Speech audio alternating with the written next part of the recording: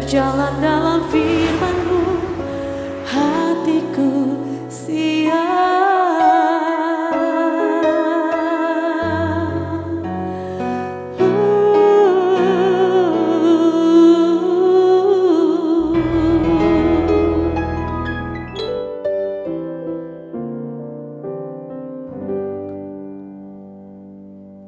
Salam, katakan yang dikasihi oleh Tuhan Yesus Kristus.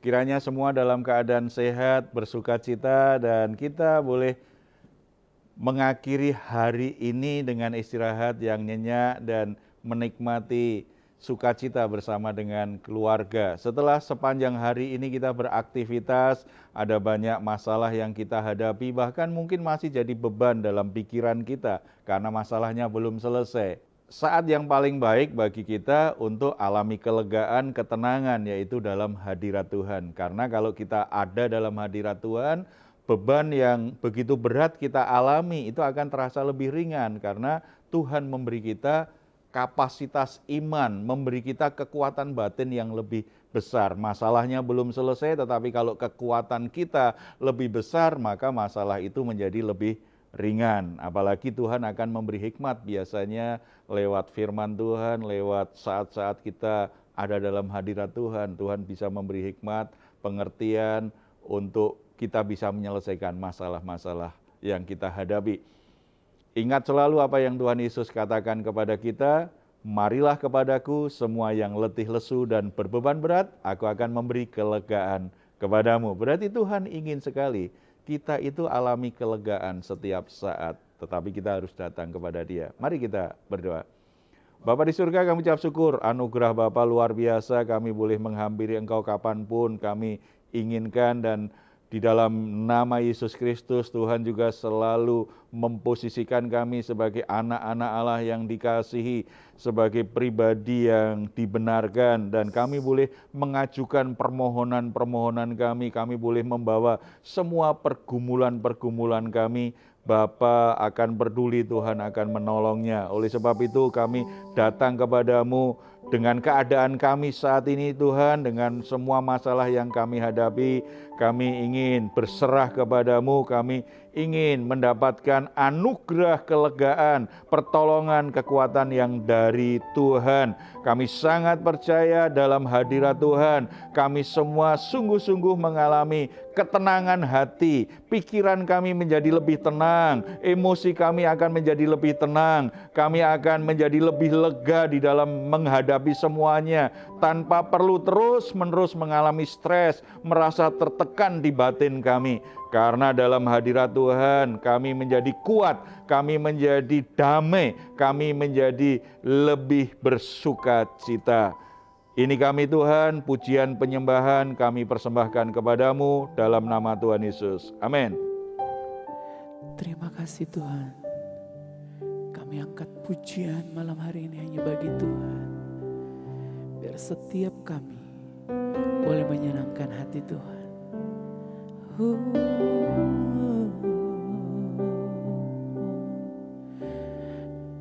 nyanyi Hosana bagi Rajaku yang duduk di tahta. Aku muliakan dan ku agungkan, Kau layak disembah.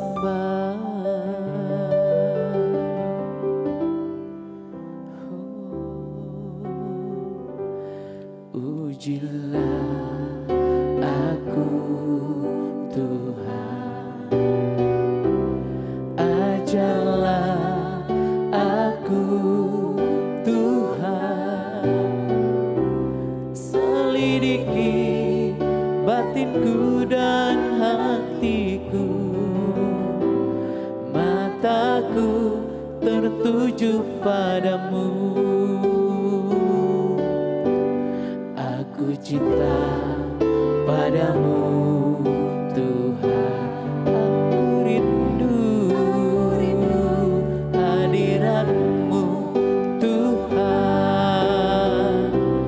Aku ingin selalu dekat padamu.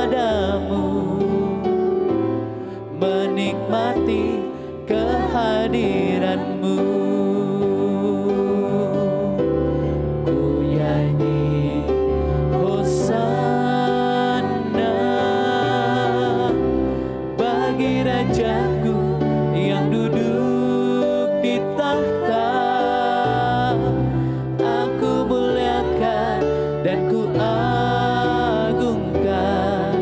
Kau layak ku nyanyi hosana bagimu Tuhan, ku nyanyi hosana bagi Rajaku yang duduk di tahta. Aku muliakan dan ku agungkan. Kau layak disembah,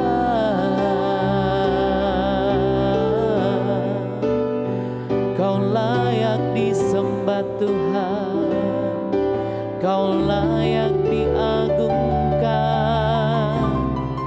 Kami berseru hanya memanggil namamu, Kau yang layak ditinggikan, Kau yang layak dimuliakan Yesus Tuhan. Haleluya, Kau mulia Yesus, Kau layak disembah. Terima kasih Tuhan, sebab namamu yang layak diagungkan. Yesus, padamu ku berseru, Kaulah penyelamatku. Terpujilah Kau Tuhanku, mulutku memuji namamu sepanjang umur hidupku.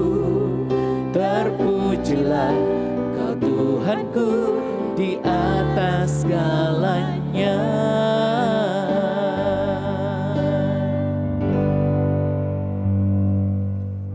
Sebelum sharing firman Tuhan, saya akan bacakan ada satu permohonan doa. Mohon dukungan doanya agar iman saya tetap kuat, karena sejak saya memutuskan untuk sungguh-sungguh ikut Tuhan, saya mengalami banyak tantangan dari orang-orang di sekitar kita. Saudara-saudara, sebenarnya sebagai orang percaya bukan berarti kita bebas dari masalah, termasuk orang-orang di sekitar. Kadang-kadang tetap aja ada yang jahil dengan kita, ada orang-orang yang membuat kita jadi susah. Sebenarnya bukan soal beratnya permasalahan supaya iman kita kuat, tetapi bagaimana kita menyikapinya dengan benar. Kita menyikapinya dengan pikiran yang benar. Kita menyikapinya tanpa harus jadi baperan.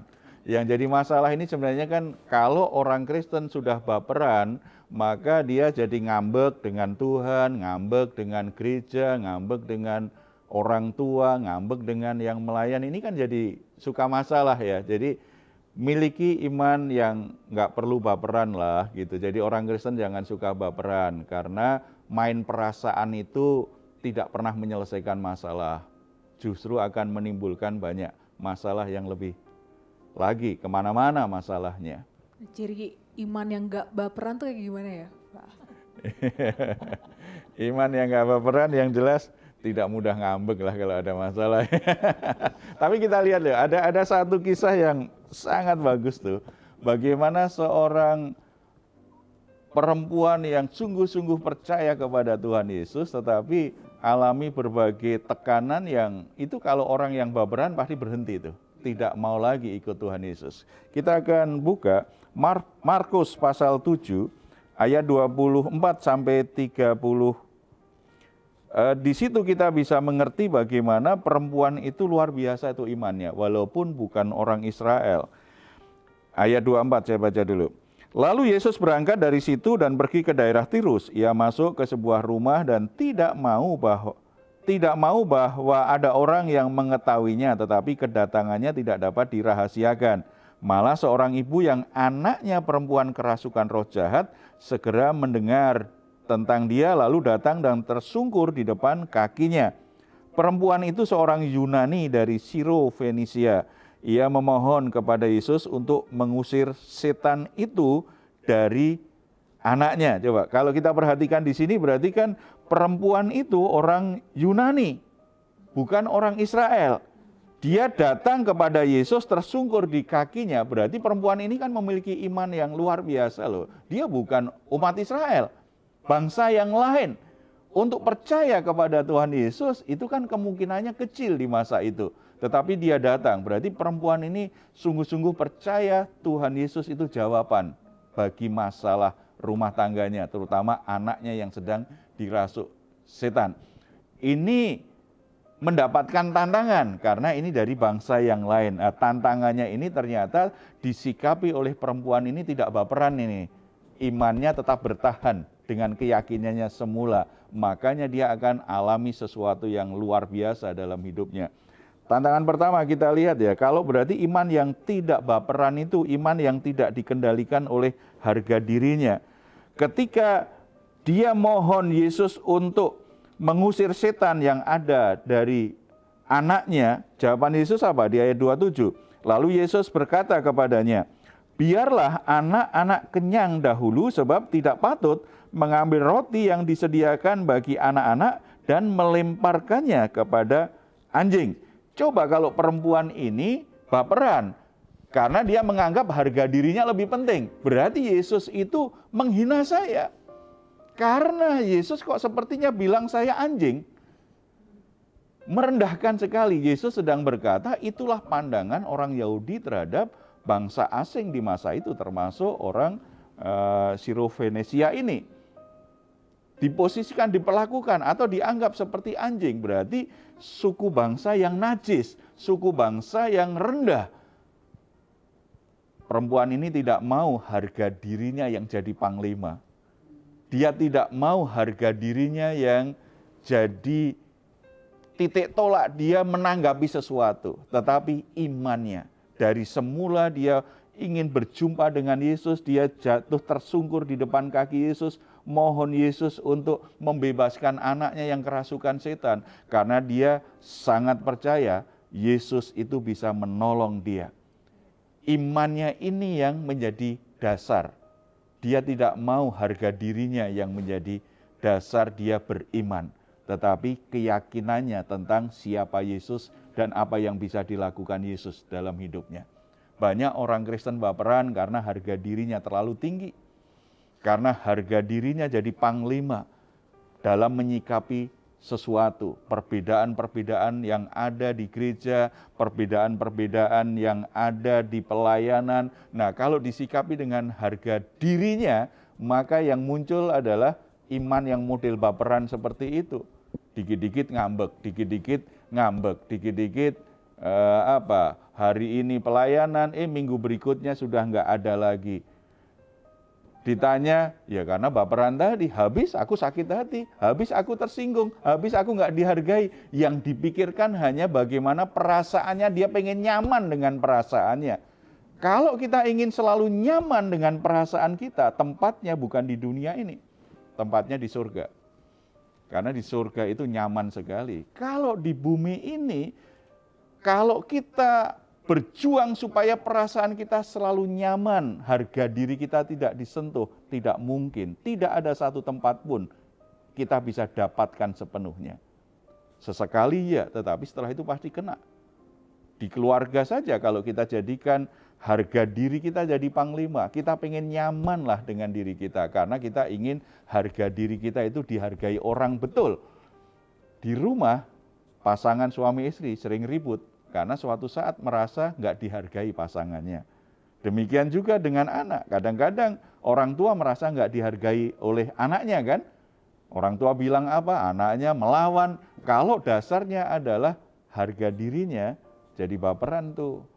Lalu suruh anaknya, kamu berangkat sekolah minggu, kamu beribadah. Itu anaknya tidak akan menanggapi. Sebab dia lihat bagaimana orang tuanya saja suka marah-marah, suka ngambek begitu, harga dirinya terlalu tinggi, kita jadi batu sandungan di rumah. Di tempat pekerjaan juga begitu, kalau kita jadikan harga diri kita yang paling utama, kita tidak mau disentuh sedikit pun perasaan kita. Kita tidak mau disentuh sedikit pun kenyamanan emosi kita, maka di pekerjaan kita pasti juga alami banyak konflik. Kita alami banyak masalah. Apalagi di gereja. Iman kita dasarnya adalah keyakinan kita akan Kristus dan apa yang akan dilakukan Yesus dalam hidup kita, bukan perasaan. Harga diri itu tidak boleh yang utama. Kenapa harga diri jadi utama? Biasanya karena memang merasa dia tidak cukup punya harga diri. Kalau orang merasa puas dengan dirinya, dia tidak perlu nuntut orang lain menjaga harga dirinya. Orang bisa menghargai kita, tetapi orang juga bisa mencela kita. Orang bisa memuji kita, tetapi juga bisa mempermalukan kita. Apapun sikap orang terhadap kita, kalau kita itu sudah merasa puas dengan diri kita sebagai orang yang dikasih Tuhan, yang sudah beroleh kasih karunia Tuhan, kita tidak akan mudah tersinggung, kita tidak akan mudah sakit hati. Karena kita sudah cukup puas dengan hati kita, dengan diri kita. Kita mudah tidak puas dengan sikap orang. Biasanya kan ketika kita lagi nggak puas dengan diri kita sendiri. Kita merasa gagal, kita merasa apa yang kita harapkan itu tidak tercapai, kita jadi sensitif dengan orang lain. Tetapi kalau kita puas dengan diri kita, bukan karena kita sempurna, karena kita sadar kita itu sudah dilimpahi dengan kasih Tuhan yang begitu sempurna. Kita puas karena kita sadar kasih karunia Tuhan kepada kita itu cukup lebih dari semua yang kita butuhkan. Kita bisa berkata kepada seperti Paulus kan, kalau aku mau bermegah, aku akan bermegah dengan kelemahanku. Ya, padahal kalau bicara kelemahan pasti ada orang yang mencela, ada orang yang mengkritik, ada orang yang mengolok-olok, ada orang yang merendahkan dia. Tetapi Paulus kemudian juga berkata, kasih karunia Allah cukup bagiku. Yang kita butuhkan adalah perasaan cukup akan kasih karunia Allah, bukan mempertahankan harga diri. Nah, iman yang merasa cukup sudah dilimpahi kasih karunia Tuhan, nggak akan baperan. Tetapi kalau harga diri yang dijadikan itu baperan di mana saja, itu tidak tua, tidak muda, itu adalah bahkan kakek nenek pun kadang-kadang kita temui itu baperan, dikit-dikit ngambek, dikit-dikit ngambek. Bisa jadi karena harga dirinya yang diutamakan, bukan kasih karunia Allah cukup bagiku. Yang kedua, menanggapi perkataan Yesus tadi, dia tidak tersinggung kan, tidak jadi ngambek, tetapi perkataannya itu menunjukkan imannya itu sangat bagus sekali. Iman yang tidak memaksa Tuhan, tetapi benar-benar sangat bisa menerima kasih karunia Tuhan apapun yang Tuhan akan berikan.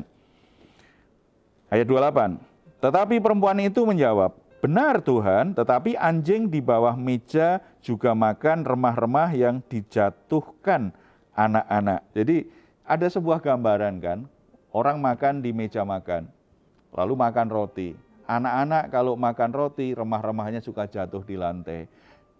Di bawah mereka, di dekat mereka ada anjing. Anjing itu akan makan remah-remah yang jatuh itu. Dia tidak tersinggung sepertinya disebut sebagai anjing. Tetapi anjing kan tetap dapat bagian, walaupun itu dari remah-remah saja. Perempuan ini tipe orang yang percaya kepada Tuhan Yesus, tetapi tidak memaksakan keinginannya. Kalau Tuhan kasih, saya sih pengennya Tuhan kasih banyak, tetapi kalau Tuhan kasih sedikit, puji Tuhan, saya tetap bersyukur, saya tetap bisa terima. Saya sih pengen Tuhan menyembuhkan anak saya, tetapi kalau tidak sembuh, itu harus berobat, lewati proses medis biasa ya, puji Tuhan kalau waktunya proses sembuhnya agak lama. Bahkan saya pengen orang yang aku kasihi disembuhkan Tuhan, alami mujizat dari Tuhan, karena aku percaya Tuhan punya kuasa tidak terbatas melakukan mujizat. Tapi kalau ternyata orang yang saya kasihi ini dipanggil Tuhan, walaupun dengan berat hati, dengan sedih hati, aku bisa menerimanya. Karena Tuhan tahu yang lebih baik dari yang aku inginkan. Selalu bisa menerima apapun keadaannya. Tidak memaksa Tuhan harus begini, harus begini, harus begini. Bahkan ngancam Tuhan segala. Tuhan, kalau Tuhan nggak sembuhkan saya, kalau Tuhan nggak sembuhkan anak saya akan berhenti pelayanan. Kadang-kadang kan ngancam-ngancam Tuhan seperti itu kan. belagu sekali. Jadi orang Kristen ngancam Tuhan segala gitu. Enggak, orang yang punya iman yang tidak baperan itu bisa menerima apapun yang Tuhan berikan. Kalau itu merupakan kasih karunia, dia tahu itu pasti yang terbaik untuk saya.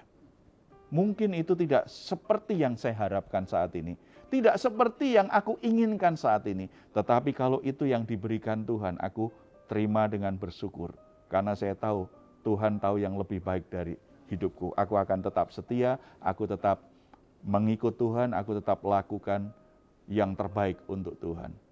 Itu tidak baperan kalau seperti itu. Contoh yang paling gampang saja misalnya, udah contoh pendeta aja lah ya. Kalau pendeta baperan, pelayanannya, jemaatnya sedikit, ngambek sama Tuhan. Tuhan kenapa Tuhan tidak kasih saya gereja yang besar, jemaat yang banyak, tetapi sedikit sekali. Kalau ketemu teman-teman yang lain sering ditanya, saya malu mengakui bahwa jemaat saya cuma 10 orang. Kenapa Tuhan nggak kasih padahal saya setia? Saya rajin pelayanan, saya banyak beritakan Injil. Sementara teman saya itu saya tahu nggak pernah penginjilan, tetapi kok jemaatnya banyak. Ada kecemburuan, akhirnya tidak bisa menikmati pelayanannya dengan sukacita. Yang dipikirkan adalah kenapa tidak seperti yang lain. Nah, pendeta yang baperan akhirnya ngancam Tuhan. Tahun ini Tuhan, kalau Tuhan nggak kasih pertambahan jemaat, tidak sampai 100, saya mending berhenti menggembalakan. Mengancam Tuhan. Dia lupa bahwa mungkin 10 orang yang digembalakan, kalau dia gembalakan dengan baik, Tuhan bisa pakai orang itu menjadi orang-orang yang luar biasa ke depannya. 10 orang kalau dimuridkan, dia punya dampak yang luar biasa untuk zamannya, untuk generasi selanjutnya. Apa artinya 100 orang? Kalau ternyata itu jemaat kanak-kanak terus, baperan terus. Perlu belajar menerima kasih karunia Tuhan. Namanya kasih karunia Tuhan. Terserah Tuhan mau kasih berapa. Terserah Tuhan mau kasih apa. Tidak selalu yang kita inginkan dipenuhi Tuhan. Belajar menerima sesuatu sebagai kasih karunia Tuhan, menyukuri dan mengelolanya dengan baik, itu membuat iman kita kuat, enggak baperan. Tidak memaksa Tuhan, jalani saja dengan tetap yakin kalau Tuhan lihat sudah waktu Tuhan sesuai janjinya dan Tuhan juga lihat saya siap. Tuhan bukakan semuanya lebih baik pasti, akan lebih berkembang, akan lebih besar lagi. Karena Tuhan tahu waktu yang terbaik. Tuhan responi luar biasa loh, iman yang tidak baperan itu. Coba kita baca ayat selanjutnya. Maka kata Yesus kepada perempuan itu, karena kata-katamu itu, pergilah sekarang, sebab setan itu sudah keluar dari anakmu. Kata-kata apa? Kata-kata iman yang tidak baperan tadi loh. Itu diberi pujian, karena kata-katamu ini ibu, maka saat ini juga roh jahat itu keluar dari anakmu. Padahal Yesus belum ketemu anaknya. Kata-kata iman. Sebab orang yang imannya tidak baperan, kata-katanya itu selalu kata-kata yang baik, kata-kata yang selalu ada pengharapan, kata-kata yang positif, kata-kata yang bisa mempermuliakan Tuhan, kata-kata yang mengungkapkan rasa syukurnya dengan apa yang ada. Bukan kritik, bukan keluh kesah, bukan tuntutan. Tidak, tetapi melihat semuanya dengan cara yang baik, dengan cara yang positif. Dan Tuhan beri apresiasi. Kata-katamu itu, karena kata-katamu itu terjadilah keajaiban, mujizat Tuhan luar biasa terjadi. Oleh sebab itu Bapak Ibu, nggak perlu lagi lah baperan saat ini. Kalau lagi ngambek dengan pendetamu, ngambek dengan teman pelayananmu, ngambek dengan orang tuamu, ngambek dengan pimpinanmu, berdamai dengan hati kita. Selesaikan masalahnya dengan cara yang baik. Jangan ganggu hatimu dengan perkara-perkara yang sebenarnya bisa diselesaikan dengan baik.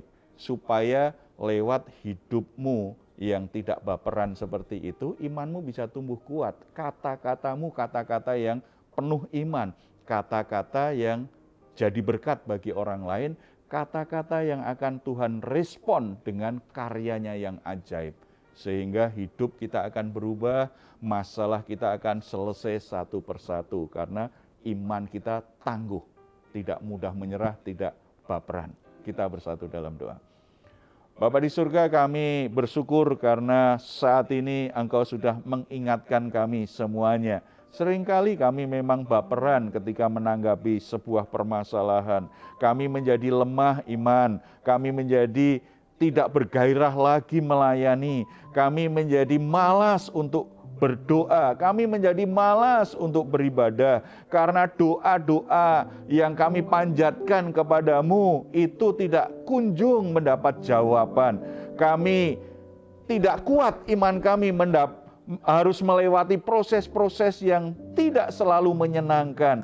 Tuhan, saat ini hamba-Mu berdoa untuk setiap saudara-saudara yang sedang menunggu jawaban doanya dijawab oleh Tuhan. Kiranya hati mereka menjadi kuat ketika mereka sudah berharap kepada Tuhan atas masalahnya yang berat, tidak kunjung selesai. Bahkan ada orang lain yang mulai mengejek mereka, mulai mempermalukan mereka, mulai merendahkan mereka. Roh Kudus, kuatkan hatinya supaya mereka tidak main perasaan, mereka tidak menjadi baper, mereka tetap percaya bahwa Tuhan sungguh-sungguh pribadi yang bisa diandalkan, pribadi yang punya kuasa tidak terbatas. Mereka tetap maju melangkah dengan iman yang teguh akan pertolongan Tuhan. Pada saat kami harus melewati proses yang menyakitkan, proses yang membuat kami menjadi malu dengan orang lain, membuat kami menjadi tidak nyaman dengan orang lain. Itu saatnya kami tetap menjaga hati kami, tetap teguh iman kami. Jangan sampai kami akhirnya larut dengan perasaan kami. Kami menuntut, kami memaksa Tuhan hanya ingin supaya kami menjadi orang yang diakui orang lain. Kami tidak lagi mengalami situasi sulit. Tuhan berdaulat atas hidup kami. Tuhan yang mengontrol setiap situasi. Tuhan tidak akan biarkan sesuatu pun akan menghancurkan hidup kami kalau kami percaya kepada Tuhan. Kalau hidup kami berjalan bersama dengan Tuhan, hidup kami akan terus bisa bertahan melewati situasi-situasi sulit itu. Teguhkan iman anak-anak-Mu Bapa. Jangan ada satu orang pun yang menyerah karena mereka sedang menghadapi situasi yang sulit. Jangan sampai mereka menjadi baperan, meninggalkan Tuhan, meninggalkan komitmennya terhadap Tuhan, meninggalkan tanggung jawabnya karena mereka tidak bisa mengelola perasaan-perasaan bapernya itu Tuhan. Tetapi oleh pertolongan Tuhan semuanya terus melangkah.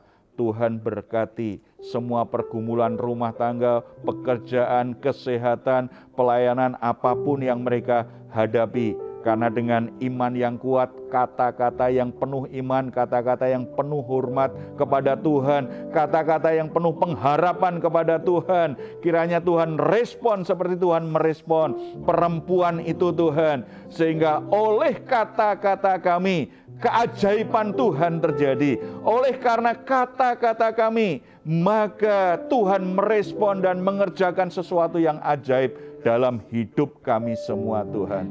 Terpuji nama-Mu Bapa, kami berdoa dengan penuh iman dalam nama Tuhan Yesus Kristus. Amin.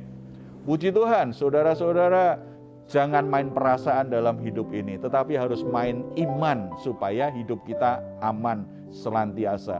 Kalau saudara mengalami pergumulan, saudara alami permasalahan, saudara butuh dukungan doa, jangan sungkan untuk menghubungi kami. Silahkan menuliskan pergumulan saudara di nomor telepon yang tertera di layar saudara. Tim doa kami akan mendukung saudara dalam doa.